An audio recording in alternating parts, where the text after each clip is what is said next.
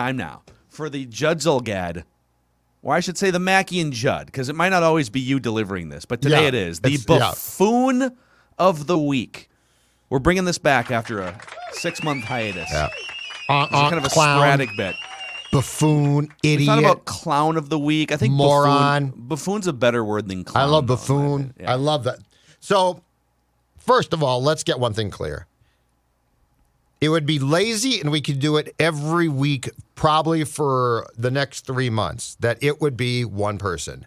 Rob Manfred, who is a buffoon, okay? But I thought of that at first, and I'm like, okay, 1, baseball, I'm out on right now. 2, he's a buffoon every day. Mm-hmm. I needed a buffoon. I feel like if we're going to do this, it should be an actual in-progress buffoon. Wow. In progress. Like a crime. A buffoon in progress? A buffoon in progress. Because, I mean, Rob's in progress, but again, I could do him next Monday and the Monday after that, and for however long this godforsaken work stoppage I almost goes. feel like the buffoon of the week is kind of a potentially a temporary status. Like you're being exactly. Rob Manfred is a permanent buffoon. Buffoon, right. So we could almost call this the Rob Manfred honorary buffoon of the week on Mackey and Judd. Exactly. Yeah. For those who watch this and said it's got to be baseball people. Yeah, it should be, but I'm just done with them at this point. So the buffoon of the week emerged on Friday night when I went to the Wolves-Sixers game. And I'm sitting there, and you know what? Started off pretty good. Didn't end pretty good. Started off pretty good. Entertaining game. The Beard, Embiid looked great. The Wolves actually, for a while, looked fine. They then got blown out.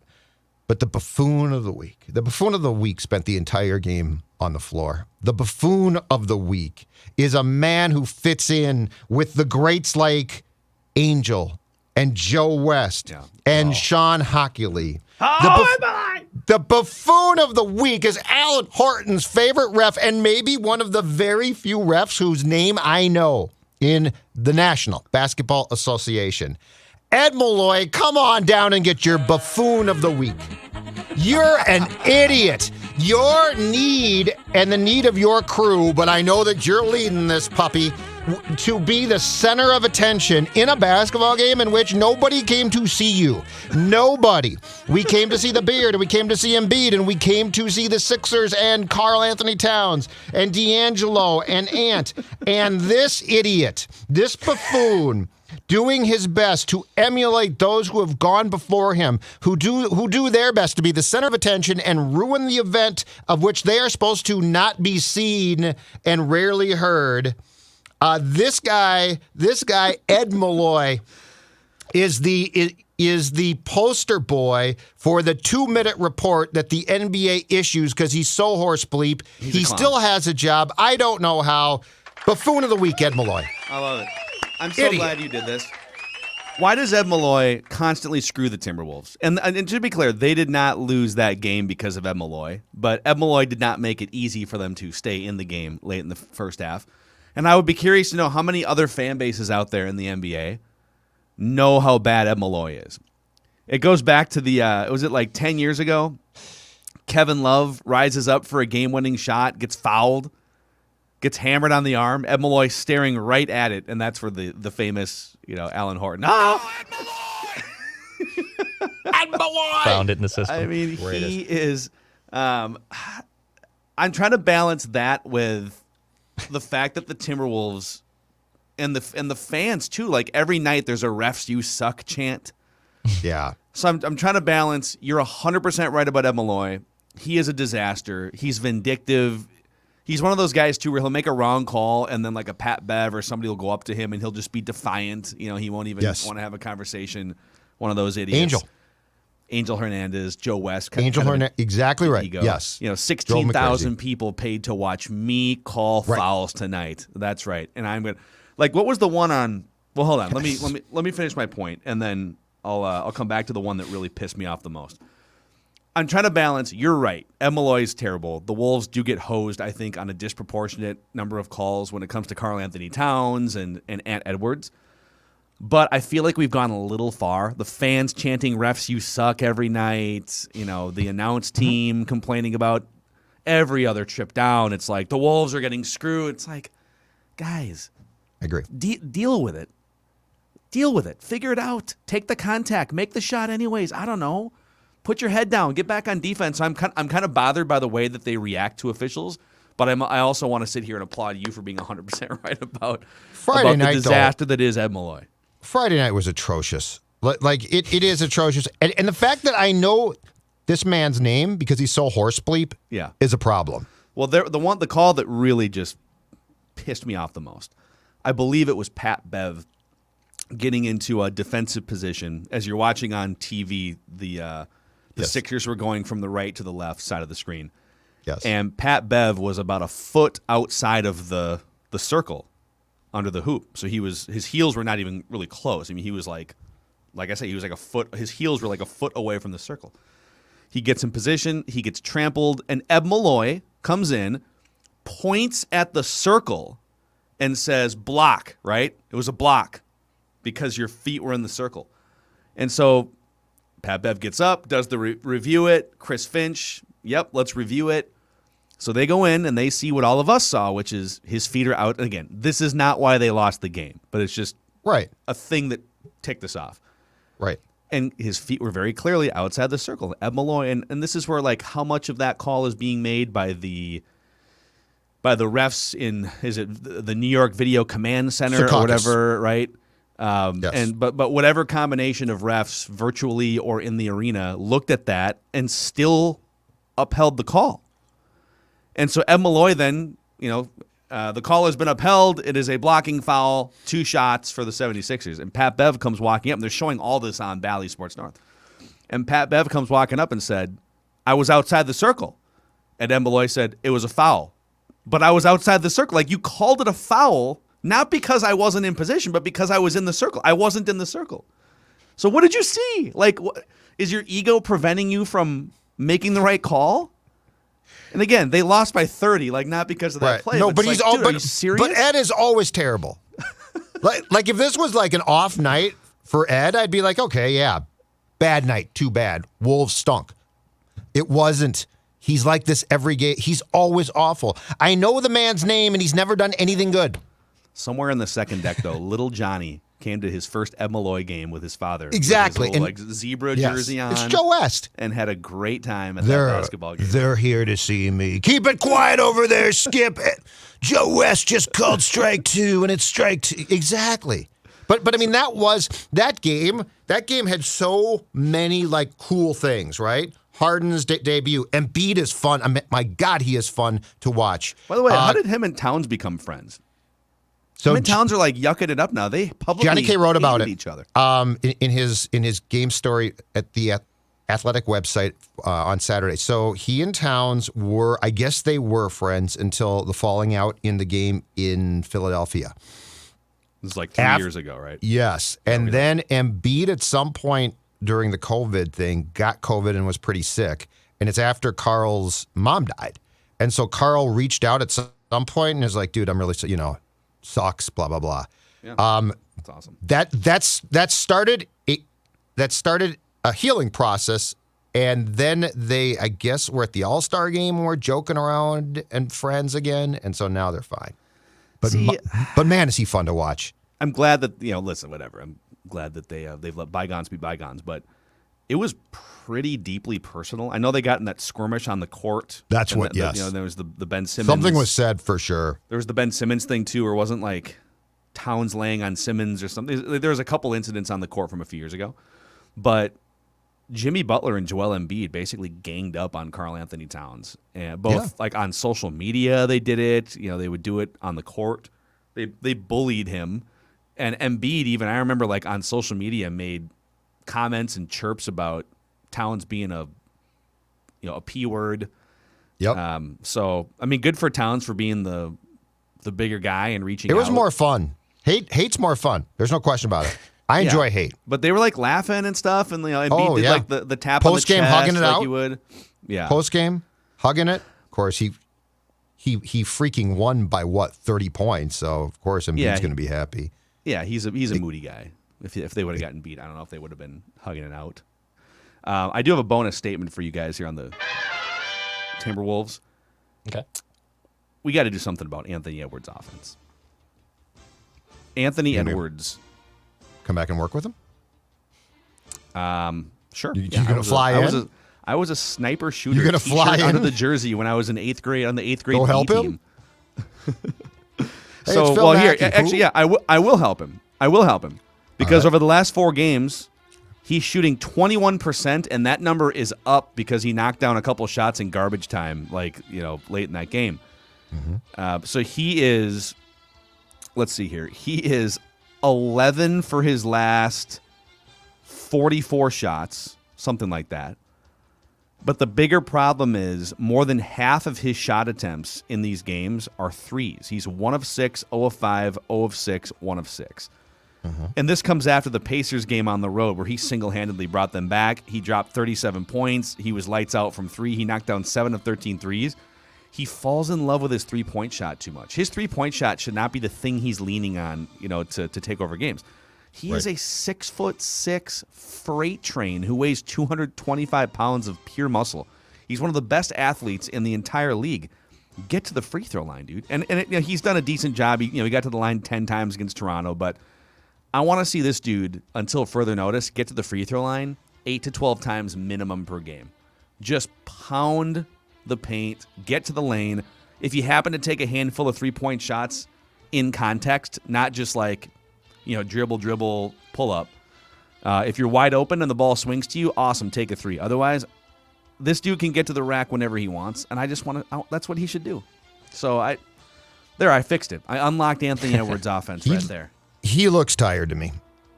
He's a little hurt. His knee is banged up. Like he looks, right? yeah. Ankle, He yeah, right? he Ankle, looks I'm sorry. like Yeah. but he looks like a guy who, it's going to be. I think in his case, you either break through this wall potentially, or you're just sort of tuckered for the rest of the season. And it's his second year. He's 20 years old. He's never played 60, 70, 80 games, NBA games, by the way, which you're traveling and you're playing against grown men who are 27, 30 years old. So all those things are in play. I don't think this is like a red flag in his career, but this is a key stretch where they need something from him offensively. To his credit, he hasn't stopped playing defense. That game against Memphis, he's all over John Morant on that last possession. He still cares, So yes. He's finding ways. I mean, he does have 12 assists over his last couple games. He's getting his hands in passing lanes and stuff. So, yeah, he's not worthless by any means, but dude, stop settling for bad shots.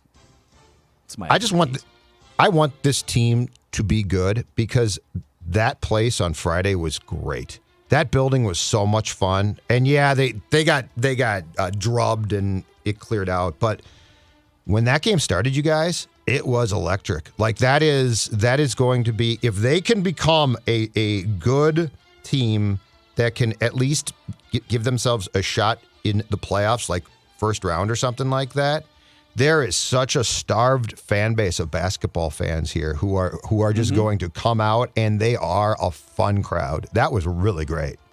Over the last 20 games or so, Ant has 6 games of single-digit points. Yeah, and he almost did against Philadelphia, if not for garbage time. And in those games, here are his makes and misses: 1 for 11, 0 for 8. This is all shots, not just threes. 3 for 10, 2 for 12. 2 for 8, 3 for 8.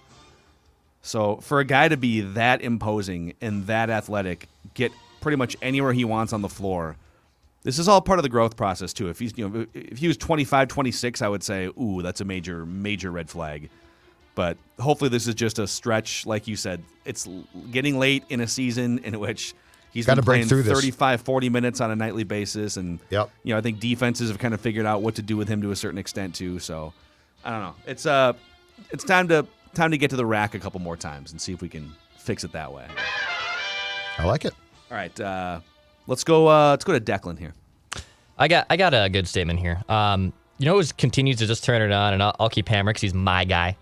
I know Anthony Edwards has been falling off a little bit with his shooting, but Jaden McDaniels continues to show major promise, not just on the defensive side of the ball, which is what he showed, but his offensive side of the ball. The last 17 games for J-Mac, as I call him, we're tight. Shooting 51% from the floor, 36% from 3, still providing that great defense, 10 points a game. He's been phenomenal for the Wolves. I think he got off to a little bit of a slow start in his sophomore season here after a promising rookie year. But the last 17 games, so basically over the last 6 weeks here, he's been phenomenal. And he's coming off the bench. He has started a few times, but he's been the exact type of energy and glue guy that they needed. And his name was dangled in those trade talks when we were first talking about Ben Simmons and other things earlier this summer. But Jaden McDaniels continues to show up in big-time moments for the Wolves, and I'm glad he's having a good sophomore season. Yeah, he was kind of lost early. Like I don't know if it was just trying to find his fit with this team. I think Finchy. I think Finch was trying to get a better idea of how best to use him. The interesting thing about this team now too is this one. So Vanderbilt doesn't give you lots of points, but when he's on the floor, it's unbelievable. I mean, that guy never bleeping stops. He never ever stops. He forces mistakes. His ability to keep going constantly, it like defies the norm in a season as long as these years are. But again, on Friday, you guys, he was all over the floor, and like it doesn't show in the box score and on the stat sheets, but just as far as the eye test, it is really impressive. Jaden McDaniels, and I haven't gone through the exact NBA rankings, but he's one of the best at converting at the rim in the NBA. He converts on almost 75% of his shots inside 3 feet. So, Jim Pete was talking about this, I think it was during the Sixers game, about how, Finch just told him, just go play, it sounds cliche, but just go play basketball, man. Forget about whether your 3-point shot's falling or not. Like he's going to be in the corner and the ball's going to swing to him either, elbow extended or corner, probably 4 or 5 times a game. He's going to have to pull the trigger on those shot attempts. But get to the rim, slash, cut, offensive rebound, transition. That's his game right now. And Dex is right, man. He's finding it. And he's got more room to grow, too. I would be really careful about just throwing him into a trade for a veteran and making the same mistakes that Tom Thibodeau made a few years ago. Absolutely. This is a young nucleus that I'm not saying it's untouchable by any means, because at some point you're going to have to start looking at the Sixers, teams in the West and the East that are playing for championships, and figure out how to beat those teams more consistently and then advance in the playoffs. So the roster's not untouchable, but I would be really careful about just let's just throw Jaden McDaniels in a trade for a Declan would be very big upset. man. I'd be very upset. Declan would be J-Mac, devastated. as I call him. I'm sorry, I didn't mean to. We're boys. You guys That's are great. like that, yeah. That's we're great. tight, yeah. All right, Judd, statement. My statement is this, and I am happy to make this statement. The National Football League has a competitor. It's not the XFL. It's not the USFL. It is the television networks that carry the National Football League. Okay, we talked about this, but now it's on. Yes, I thought you were going to say the Major League Baseball collective bargaining talks. Oh no! Again, I'm done. The buffoons and clowns are gone. I don't care about them.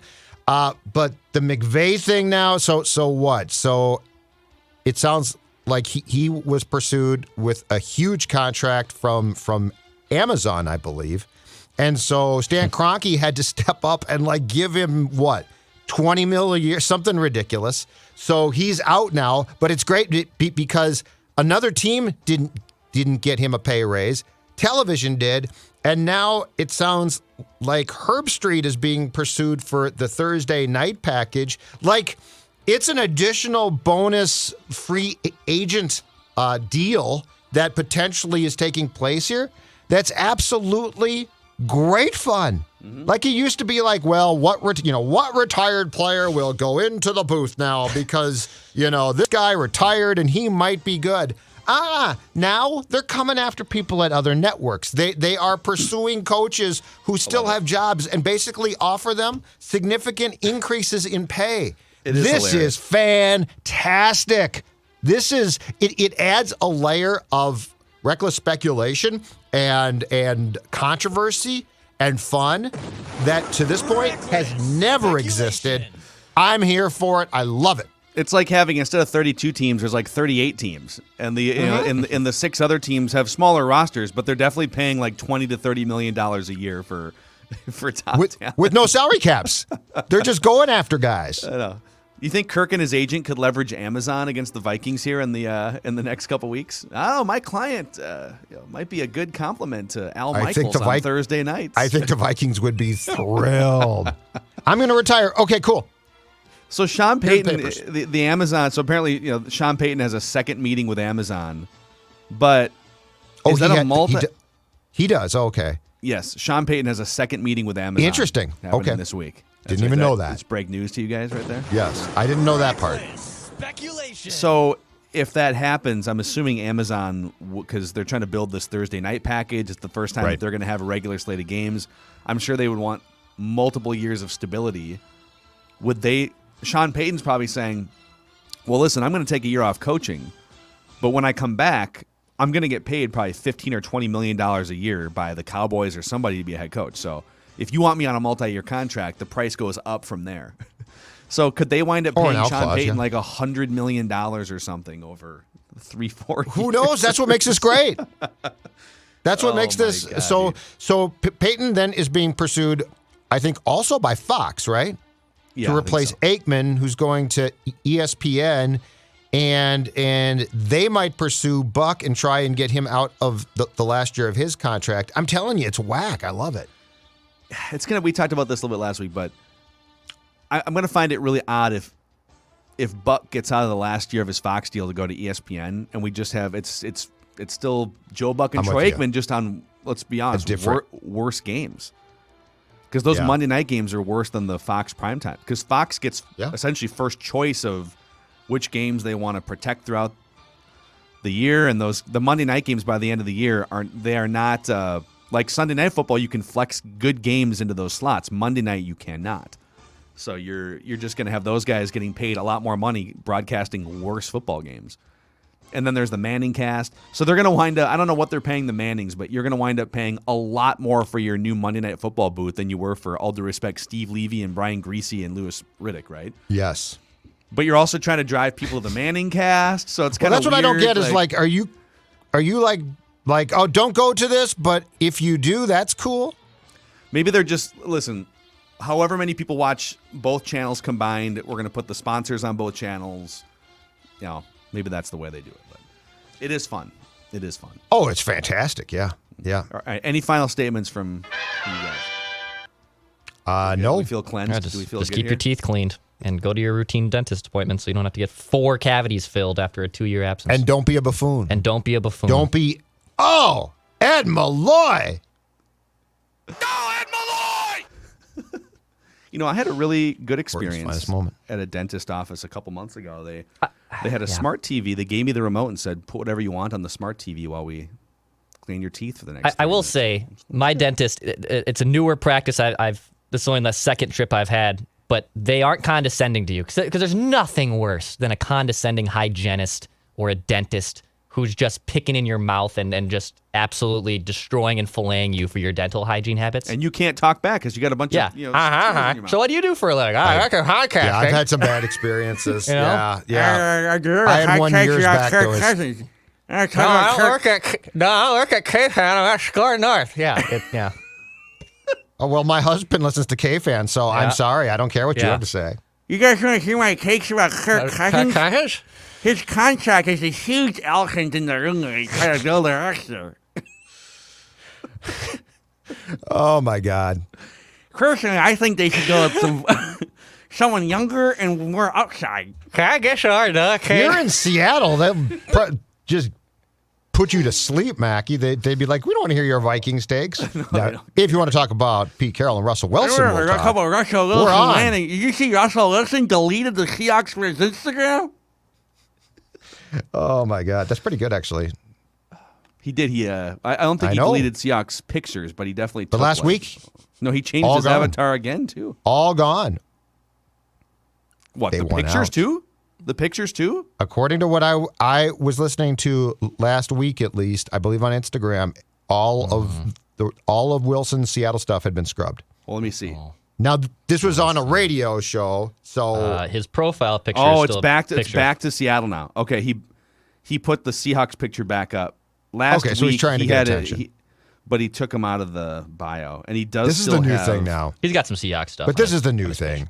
Oh, you got to scroll back quite a ways. You got to scroll a little bit here. Yeah, you got to scroll. This is an attention grab. Okay, the last Seahawks logo picture that he had is from, let's see here, January. So it's not that long. It's only a month. Okay. This is an attention grab. I'm not buying it. I'm not buying it till I see it. Seahawks like Kirk Cousins. Maybe you could do a swap. Anyhow, all right. Typical. You had to take a shot at Kirk, didn't you? No, I think he liked the Pacific. You had to Northwest take a shot. year. You had to take a shot at Kirk. All right, that's Mackie and Judd. Hater. We'll see you guys. See you guys tomorrow, and we'll see you guys on Purple Daily, where we're going to talk about, you guessed it, Kirk Cousins. Chad Grab.